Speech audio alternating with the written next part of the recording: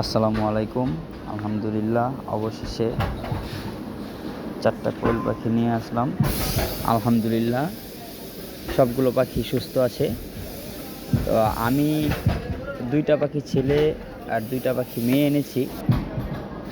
2টা ছেলে পাখি 2টা মেয়ে পাখি আনার কারণ দিয়ে আমি বাচ্চা ফোটাবো।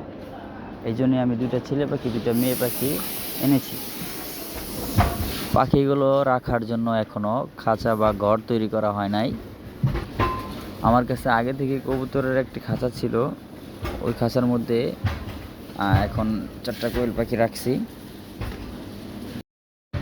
আপাতত পাখিগুলো এই কবুতরের খাঁচার মধ্যে থাকবে। তো অনেকেই বলে কোয়েল পাখির নাকি কোনো রোগবালাই থাকে না, এটা আসলে ভুল কথা। রোগবালাই তো থাকবেই। সকলেই আমার পাখির জন্য দোয়া করবেন, আমার জন্য দোয়া করবেন, আমিও আপনাদের জন্য দোয়া করি। আল্লাহ সকলকে সুস্থতা দান করুক। আসসালামু আলাইকুম ওয়া রাহমাতুল্লাহ।